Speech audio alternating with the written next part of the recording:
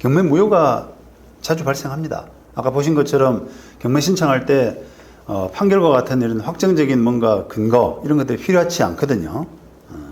그래서 뒤늦게 이제 이렇게 낙찰된 이후에 뭔가 유치권이 없다라는 판결 그런 것도 생기고, 심지어 이런 경우도 있죠. 뭐 유치권이라는 게 이제 1심에서 유치권이 인정된다라고 하는 판단을 받았단 말이에요. 예를 들면 건물 명도 사건에서 피고인 유치권자가 이겼다든지 유치권이 있으니까 얼마를 준과 동시에 명도해 이렇게 나올 수도 있잖아요. 또는 유치권자가 원고가 돼가지고 유치권 존재 확인 청구 이런 것도 할 수도 있죠. 그래서 1심에서 판결이 났다 이 말입니다. 자, 그런데 그거 가지고 이제 항소가 된 상태에서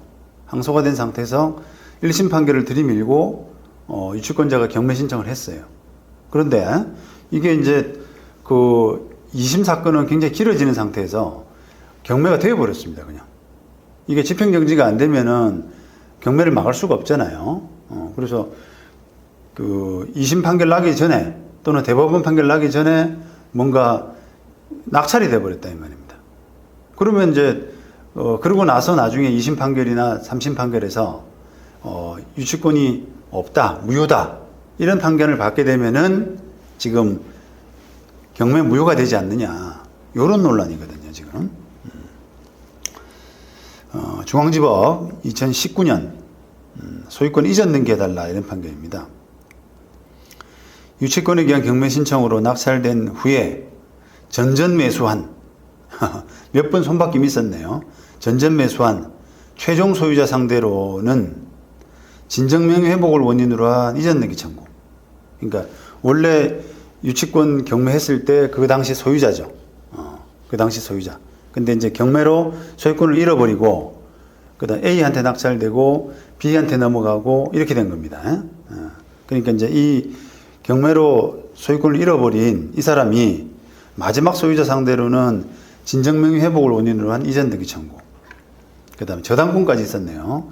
저당권자 상대로는 저당권 말소 소송이 제기됐습니다. 이 사건에서 이제 법원은 원고의 인도 명령을 통한 유치권자의 재물상실로 인해서 유치권이 소멸되었음에도 불구하고 유치권에 기한 경매가 진행되었다는 점에서 경매는 무효다. 그래서 원고 청구를 전부 인용하는. 그 다음에 이 사건은 이제 항소했지만 기각되고 대법원에서도 심의불속행 기각으로 확정됐습니다. 그래서 어떻게 보면 낙찰된 사람한테는 좀 이렇게 뭐랄까요, 날벼락 같은 이야기죠. 경매 통해서 뭔가 받았는데 경매가 무효라니 이런 이야기거든요, 결국. 근데 게다가 이게 내가 낙찰받은 사람도 아니고 나는 낙찰받은 사람한테 샀고 또 그 사람한테 또 샀는데 또 마찬가지로 저당권자는 아무것도 모르고 저당 돈 빌려줬는데 등기 믿고 돈 빌려줬는데 이런 거거든요. 이게 이제 경매가 무효이기 때문에 기본적으로 다 원인무효라고 하는 법리로서 다 보호받을 수가 없습니다. 우리는 지금 현재 등기 공신력 인정이 안 되는 제도이기 때문에 어쩔 수가 없는 거예요. 그래서 유치권에 기한 경매는 특히 조심하셔야 됩니다. 낙찰 받을 때. 위험성이 항상 있거든요. 그 다음에 서울 북부지방법원 2011년 판결. 이게 위에 중앙지방법원 판결과 아주 유사한 사안입니다. 거의 똑같죠. 대부분 다. 소유권 이전 등기하고, 그 다음 소유권 이전 등기 과정에서 대출, 이런 것들이 되기 때문에 보통 이전 등기 말소하고, 그 다음 근저당 등기 말소하고, 이런 것들이 다 같이 이제 맞물려 돌아가는 겁니다.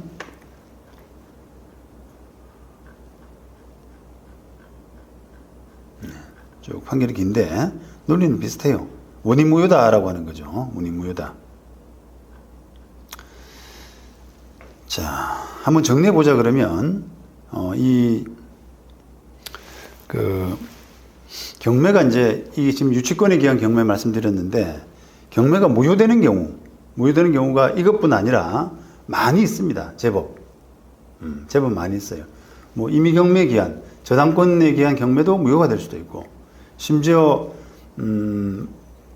법원 판결, 그러니까 강제경매죠. 강제경매 기한 부분도 무효가 될 소지가 있습니다. 그러니까 그런 부분을 전체적으로 이제 이해하고, 그 다음에 유치권에 기한 경매는 더 위험하다. 하물며 다른 것들도 위험한데, 이런 이제 그 인식, 이런 것들이 필요하다라고 생각을 하셔야 돼요. 자, 우리가 이제 경매 절차 하면은 뭔가 일반 매매보다 안전하다 생각하는 사람들이 있어요. 그런데 꼭 그렇지 않습니다. 법원이 개입하긴 하지만은 경매는 기본적으로 부동산 매매하는 것과 비슷하다라고 봐야 됩니다. 법원의 개입에 의한 절차 진행이기 때문에 일정한 그 어떤 신뢰, 공신력 이런 것들은 있지만 무조건 보호되기는 어려워요. 근데 이 공신력이라고 하는 점에서 강제경매하고 임의경매가 차이가 있습니다. 왜냐? 이게 경매 진행하는 권한이거든요. 그게 이제 차이가 있기 때문에 공신력에서 차이가 발생할 수밖에 없습니다. 자, 강제경매는 판결과 같이 집행력 있는 정본이 존재하는 경우에 국가의 강제집행권 행사의 작용이기 때문에 일단 유효한 집행력 있는 정본에 근거해서 매각 절차가 완결된 때에는 나중에 그 집행 권한에 표상된 실체상의 청구권이 당초부터 부존재하거나 무효라고 하더라도, 또 중도의 변제 등의 원인으로 채권이 소멸됐다고 하더라도 매각 절차가 무효가 아닌 한 매수인은 유효하게 목적물 소유권을 취득하게 됩니다. 따라서 다시 말하면 강제경매는 공신적 효과가 있다라고 적어도 어느 정도는 이야기 드릴 수는 있어요. 예를 들어서 내가 뭐 A가 B 상대로 빌린 돈 갚아줘 해서 대여금 판결에서 승소했습니다.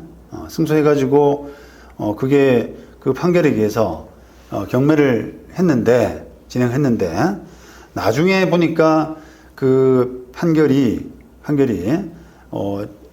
B가 받고도 그거를 만약에 원래 빌린 돈이 없거나 아예 빌린 돈이 없거나 또는 빌린 돈을 갚거나 해서 충분히 이길 수 있는 사건인데 B가 그 소장을 받고도 깜빡 까먹은 거예요. 답변하는 걸. 예를 들면 B의 가족이 그걸 받았다거나 해가지고 했는데 송달을 받았는데 적법한 송달이 됐는데도 B가 답변을 안 함으로써 졌다든지, 또는 중요한 증거를 제출을 안 했다든지, 그죠? 그런 경우가 있잖아요. 그런데 실체적으로는 그게 이제 이 대여금 채권이라고 하는 것이 존재하지 않지만, 또는 변제가 다 됐지만 이 판결은 적법하게 성립된 판결이기 때문에 그 판결에 의한 강제경매는 유효하다. 그래서 낙찰도 유효하게 된다, 이런 겁니다.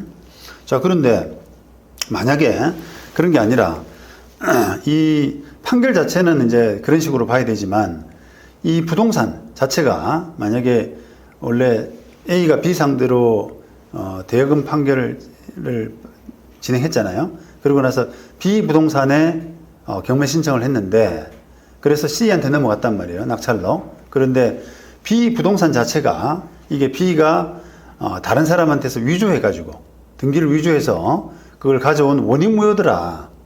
그렇게 되면은 이제 C한테 넘어간 부분도 소유권이 무효가 되는 겁니다. 소유권 이전이. B 채권 자체가 문제가 있어서 그런 게 아니라 B가 소유하는 것처럼 보이는 비소유 명의인 부동산이 실제로는 B 게 아니라는 거죠. 그러니까 등기만 갖고 있지 실제 소유권은 다른 사람한테 있는 물건인데 그거를 등기를 보고 잘못 짚었다는 거예요. 그래서 이런 경우에는 시도 손해보지만, 이런 경우는 조금 이제 아까 말씀드린 등기의 공신력 이런 부분이지, 경매 공신력, 강제경매 공신력하고는 조금 약간 측면이 다른 부분입니다.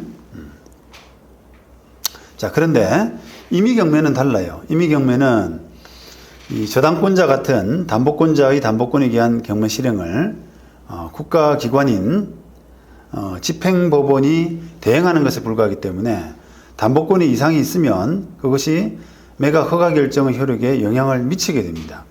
그 결과 강제경매와 달리 임의경매의 경우에는 경매 공신력 효과가 인정되지 않습니다. 자, 이걸 보세요. 이걸 예를 들어서 저당권에 기한 경매인데 저당권에 기한 경매가 실시돼 가지고 낙찰이 다 됐어요. 그런데 나중에 이제 소유자가 그 물건을 뺏긴 소유자가 보니까 이거 내가 다 갚았는데 그죠? 변제를 다 했는데 저당권만 말소 안 하고 등기만 말소 안 하고 남겨둔 경우가 있거든요. 근데 그 껍데기 등기를 가지고 경매 신청했다는 거예요. 그러면 이제 이게 경매가 무효가 되는 겁니다.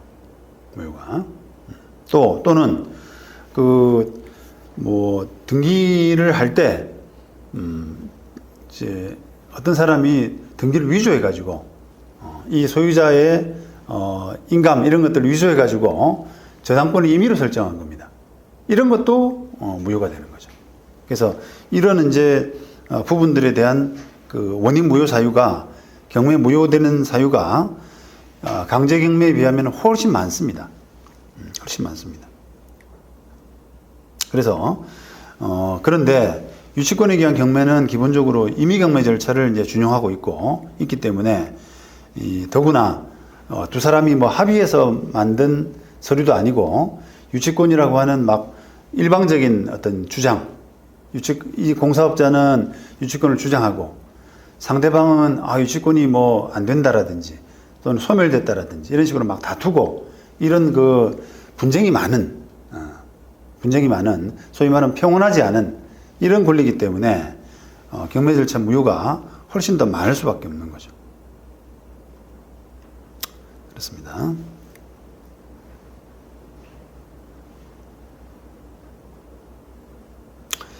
자, 그래서 강제 경매보다는 임의 경매가 더 낙찰받는 사람한테는 좀 위험하다. 그 다음에 일반 또 임의 경매, 저당권에 기한 경매 이런 것보다는 유치권에 기한 경매가 더 또 공신력이라는 면에서는 더 취약하다. 이런 부분에서 입찰 전에 유치권이 존재하느냐 이런 부분을 또는 나중에 어떤 유치권이 있다가 없는 변동될 수 있는 그런 부분에 대해서 확인이 좀 정확하게 되어야 될 필요가 있습니다. 자, 경매가 무효가 된다라고 하면은 이제 어떻게 되느냐? 등기 뺏기게 되죠. 등기 뺏기게 되죠. 그리고 납부한 경매 대금은 돌려받을 권리가 있습니다. 자, 근데 누구한테 돌려받느냐라고 하면은 일단 배당받은 사람, 그 다음에 경매 채무자 이렇게 되는데 이 사람들이 돈을 돌려줄 능력이 있느냐, 자력이 있느냐 이런 경우를 생각해서 좀 미리 여기에 대해서 가압류한다든지 지급금지 가처분한다든지 하는 부분도 생각해야 되고요. 또 그런 경우 가압류나 지급금지 가처분이 조금 부적절한 경우가 있기 때문에 만약에 내가 내 돈을 배당받는 사람이 누구냐라고 하는 가져가는 사람이 누구냐 하는 부분을 생각해 가지고 이왕이면은 금융회사 같이 조금 자력이 있는 데면 나중에 그 경매가 무효가 됐을 때 원상복구라도 제대로 할 수가 있잖아요. 그런데 실무에서 보면은 이렇게 배당받고 나서 돈을 가져가고 나서 돈을 갚아줄 수 없는 경우들이 너무너무 많습니다. 그래서 결과적으로는 경매 무효가 돼서 물건 뺏기고 그 다음에 낸 돈은 못 돌려받고 이런 경우가 많이 있다는 거예요. 그래서 이런 배당받는 사람들의 어떤 자력, 지위 이런 것들도 좀 고려 대상일 수가 있다는 거죠.